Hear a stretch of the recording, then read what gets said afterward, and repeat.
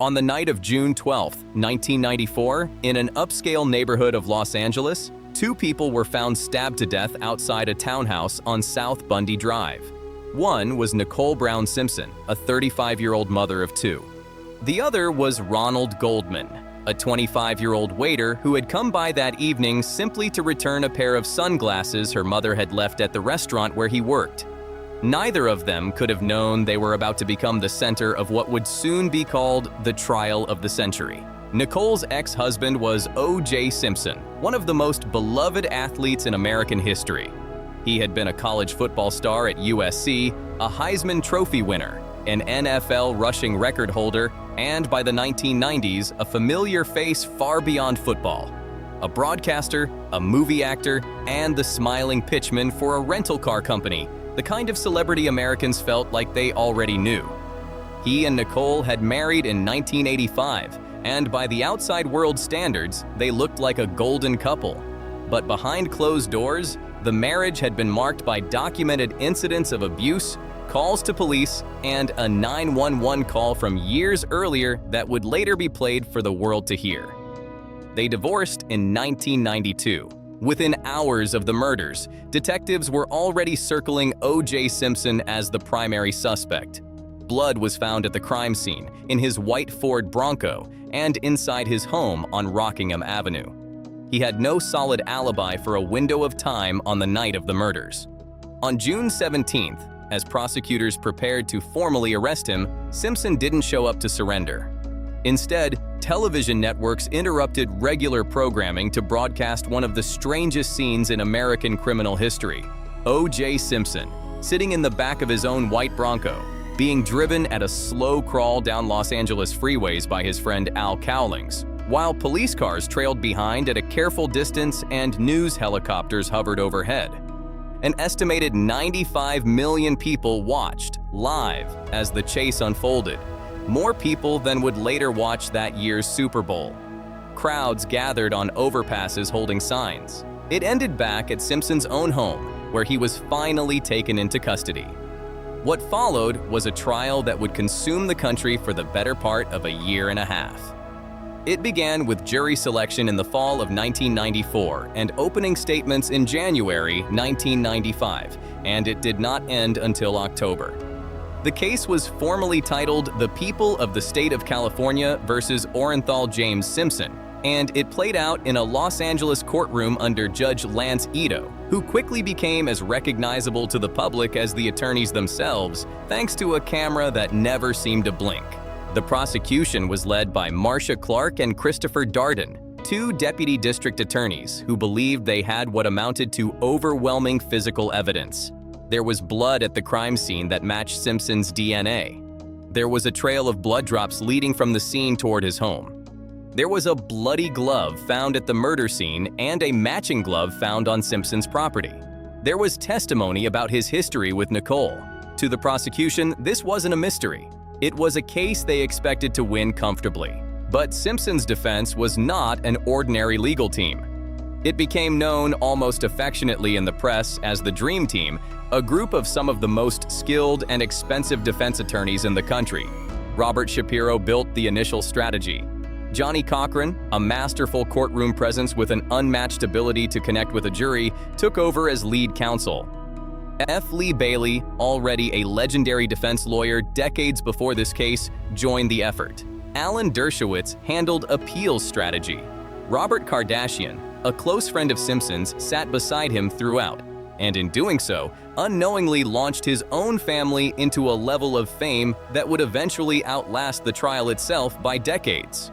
Behind them was a team of forensic experts, including Barry Scheck and Peter Neufeld, who specialized in challenging how DNA evidence was collected and handled. The defense's strategy was built on more than just poking holes in individual pieces of evidence. It became a broader argument about trust, about whether the Los Angeles Police Department could be trusted at all. And that argument found its most powerful ammunition in a detective named Mark Fuhrman. Fuhrman had been one of the first officers on the scene and had testified that he found the bloody glove on Simpson's property. Under cross-examination, he denied ever having used a specific racial slur in the past 10 years. It was a claim that would come apart spectacularly. The defense produced audio tapes, recorded years earlier by a screenwriter researching a project on police culture, in which Fuhrman could be heard using that same slur repeatedly, along with boasting about mistreating suspects and, in some recordings, describing planting or manipulating evidence. When those tapes were played for the jury, it didn't just damage Fuhrman's credibility. It gave the defense exactly what it needed: a real, documented reason to argue that the evidence against Simpson couldn't be trusted, because the people who collected it couldn't be trusted either. Then came the moment that, more than any other, would define the entire trial in the public memory. During the prosecution's case, Christopher Darden made a decision that in hindsight is still debated by legal experts as one of the great courtroom missteps in American trial history. He asked Simpson to try on the leather gloves that prosecutors said had been worn by the killer. Simpson stood in front of the jury, worked his hands into the gloves, and struggled. They appeared too small, too tight to fully close over his hands. Whether that was because the gloves had shrunk after being soaked in blood and later frozen and unfrozen during evidence testing, or whether Simpson subtly resisted pulling them on, became its own subject of dispute. But the image itself needed no interpretation to leave an impression. The accused, in front of the jury, appearing unable to fit into the murder weapon's supposed accessory. That image became the foundation of Johnnie Cochran's closing argument on September 26, 1995. In front of the jury, Cochran turned the prosecution's own demonstration into the defining line of the entire case. "If it doesn't fit, you must acquit," he told them, and he repeated it, letting the rhythm of it sink in. It was simple, it rhymed, and it gave 12 jurors, after months of dense forensic testimony, one clear sentence to hold on to. Throughout the trial, the courtroom became a strange kind of daily television event. Regular programming was pushed aside across the country as people tuned in during lunch breaks, in office break rooms, in living rooms, to watch live. The witnesses became minor celebrities in their own right, including Cato Kalin, a house guest who had been staying in a guest unit on Simpson's property the night of the murders, whose laid-back, meandering testimony turned him into a fixture of the trial's pop culture footprint. Commentators on cable news broke down each day's testimony like sports analysts breaking down a game. Newsstands sold out of magazines with Simpson's face on the cover. The case touched on celebrity, domestic violence, policing, and race in America all at once, and different Americans watched the same testimony and came away with entirely different conclusions about what it meant. That divide became impossible to ignore once the verdict arrived. On October 2, 1995, after 9 months of testimony, the jury began deliberating. Less than 4 hours later, they had reached a decision, remarkably fast for a case of this size and complexity. Judge Ito, however, chose not to announce it immediately, delaying the reveal until the following morning, reportedly to give law enforcement time to prepare for public reaction across the city. On October 3, 1995, an estimated 150 million people in the United States stopped what they were doing to watch or listen as the verdict was read. Offices emptied out around television sets. Airports paused. Congress reportedly quieted its own proceedings to catch the announcement. The jury foreperson read the verdict: not guilty on both counts of murder. The reaction split almost immediately along stark lines. In many Black communities across the country, the verdict was met with visible relief and celebration, not necessarily because people were certain Simpson was innocent, but because for many, the outcome felt like a rare moment where the justice system's long documented history of mistreating Black defendants and trusting police testimony without question had, for once, worked in the other direction. In many white communities, the reaction was closer to shock and disbelief, with polling in the aftermath showing the country's opinions on Simpson's guilt breaking sharply along racial lines. Few moments in modern American history have exposed such a visible gap in how differently people experienced the same set of facts. But the story did not end at the criminal verdict. Under the American legal system, a not guilty verdict in a criminal trial does not prevent a separate civil case, because criminal and civil trials operate under different burdens of proof. A criminal conviction requires guilt beyond a reasonable doubt. A civil case only requires a preponderance of the evidence, essentially that it's more likely than not. Fred Goldman, Ron Goldman's father, along with Nicole Brown Simpson's estate, filed a wrongful death lawsuit against Simpson.